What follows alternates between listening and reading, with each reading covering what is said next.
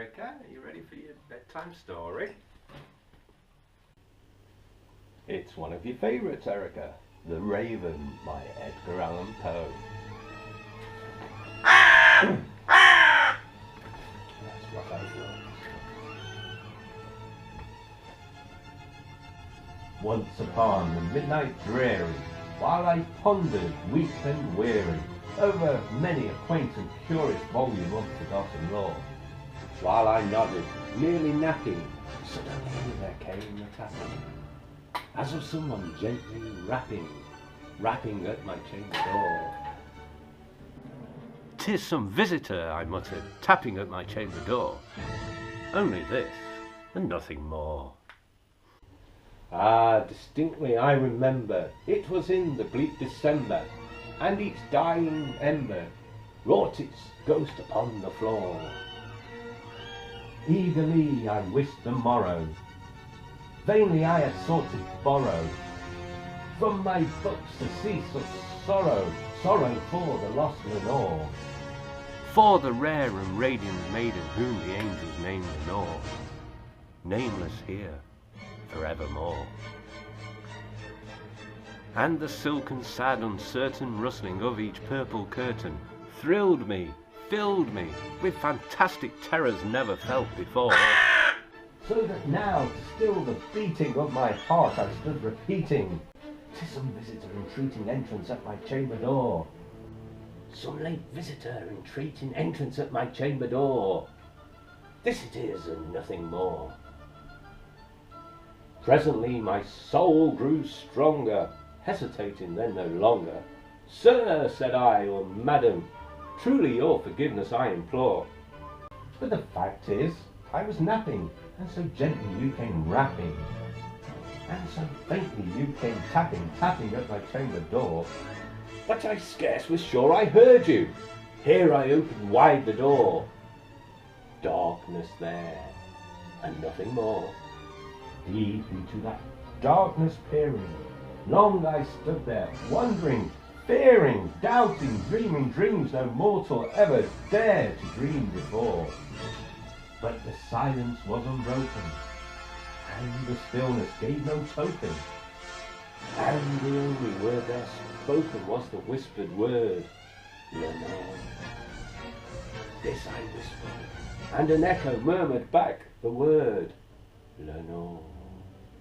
Merely this, and nothing more. Back into the chamber turning, all my soul within me burning, soon again I heard a tapping, somewhat louder than before. "Surely," said I, "surely that is something at my window lattice. Let me see then what thereat is, and this mystery explore. Let my heart be still a moment, and this mystery explore. 'Tis the wind, and nothing more." Open here I flung the shutter, when with many a flirt and flutter in there stepped a stately raven of the saintly days of yore. Not the least obeisance made he, not a minute stopped or stayed he, but with mien of lord or lady perched above my chamber door. Perched upon a bust of Pallas just above my chamber door, perched and sat, and nothing more. Then this ebony bird beguiling my sad fancy into smiling, by the grave and stern decorum of the countenance it wore. "Though thy crest be shorn and shaven, thou," I said, "art sure no craven, ghastly grim and ancient raven, wandering from the nightly shore. Tell me what thy lordly name is on the night's Plutonian shore." Quoth the raven, "Much I marvel this ungainly fowl to hear discourse so plainly, though its answer little meaning, little relevancy bore. For we cannot help agreeing that no living human being ever yet was blessed with seeing bird above his chamber door. Bird or beast upon the sculptured bust above his chamber door, with such a name as Nevermore."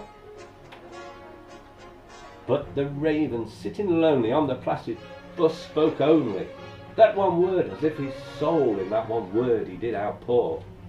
Nothing farther than he uttered, not a feather then he fluttered, till I scarcely more than muttered, "Other friends have flown before, on the morrow he will leave me, as my hopes have flown before."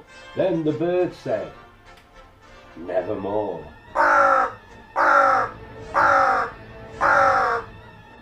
Startled at the stillness broken by reply so aptly spoken, "Doubtless," said I, "what it utters is its only stock and store, caught from some unhappy master, whom unmerciful disaster followed fast and followed faster, till his songs one burden bore, till the dirges of his hope that melancholy burden bore, of never, nevermore."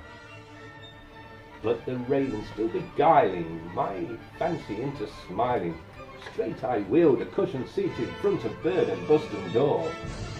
Then upon the velvet sinking, I betook myself to linking fancy unto fancy, thinking what this ominous bird of yore, what this grim, ungainly, ghastly, gaunt and ominous bird of yore meant in croaking, "Nevermore."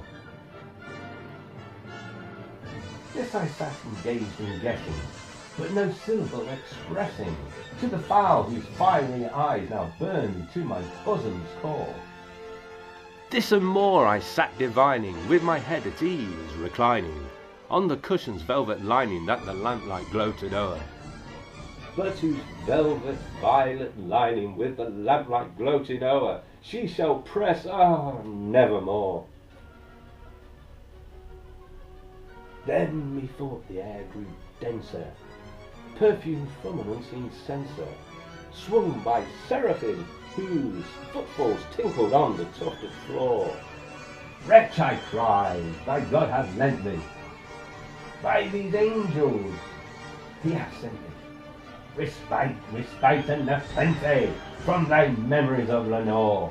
Quaffo quaff this kind nepenthe and forget this lost Lenore." Quoth the raven, "Prophet," said I, "thing of evil, prophet still, if bird or devil, whether tempter sent or tempest tossed thee here ashore, desolate yet all undaunted, on this desert land enchanted, on this home by horror haunted, tell me truly, I implore, is there balm in Gilead? Tell me, I implore." Quoth the raven, "Prophet," said I, "thing of evil, prophet still, if bird or devil, by that heaven that bends above us, by that God we both adore, tell this soul with sorrow laden, if within the distant Aidenn it shall clasp a sainted maiden whom the angels name Lenore. Clasp a rare and radiant maiden whom the angels name Lenore."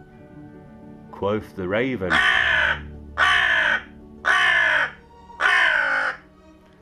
"Be that word our sign of parting, bird or fiend," I shrieked up starting, "get thee back into the tempest and the night's Plutonian shore.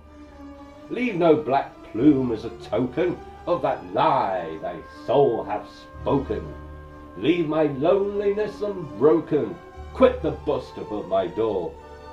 Take thy beak from out my heart and take thy form from off my door." Quoth the raven,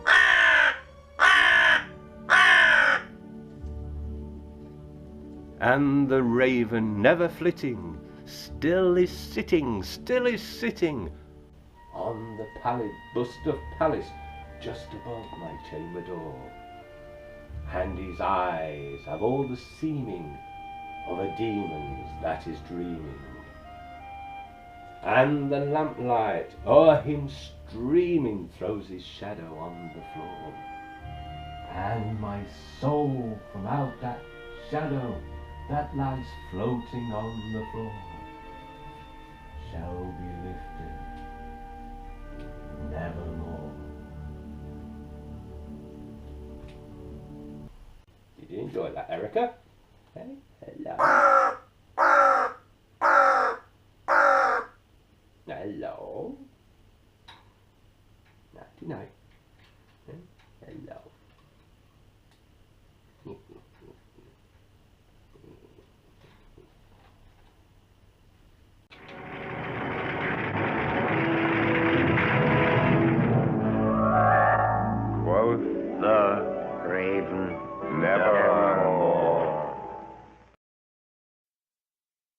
Ha ha ha ha!